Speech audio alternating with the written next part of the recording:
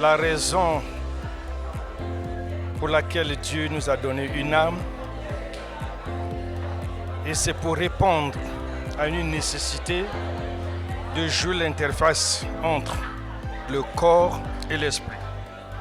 Parce que le corps et l'esprit sont créés de matières différentes et leur unité, soit leur communion, leur association est difficile sans l'âme. Maintenant, l'âme fonctionne par la volonté qui nous permettent donc de nous prononcer, de nous engager devant toute situation, et par l'intellect qui nous permet de réfléchir, de concevoir, de percevoir. Ensuite, par les émotions, donc les sentiments comme la colère, les envies, l'affection. Et il est très important ici, je lance un appel à tous ceux qui sont à la maison. On peut avoir des connaissances des choses que je viens de dire tout à l'heure, mais lorsque elles sont rappelées par la personne qui est investie de l'autorité de Dieu, ces choses nous sont toujours utiles dans le sens que ça booste notre foi et ça nous permet de nous attacher encore plus à notre Dieu et à chercher sa face afin de ne pas arrêter le ciel. Voilà. Merci.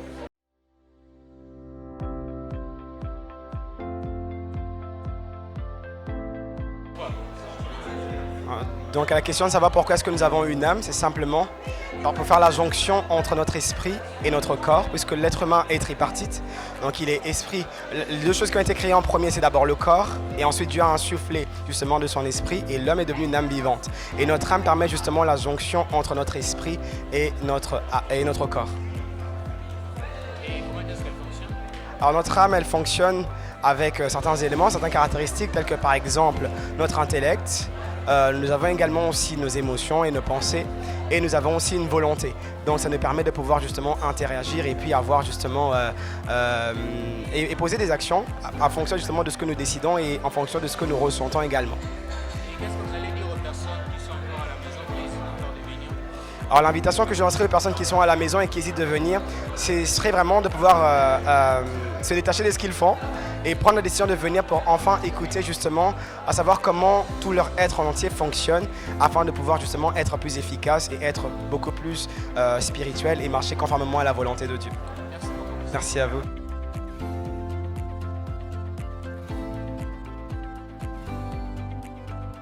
Déjà, il faut d'abord définir l'âme.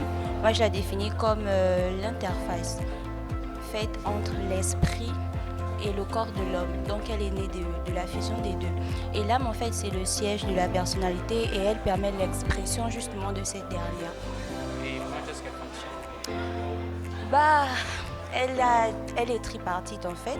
On a la volonté, on a l'intelligence et on a également les émotions. Et en fait, c'est la régulation de ces dernières-là qui constitue notre caractère et notre personnalité. D'accord. Vous pouvez inviter les gens pour venir par rapport à... Bien sûr, je vous invite, c'est très important ce que nous apprenons.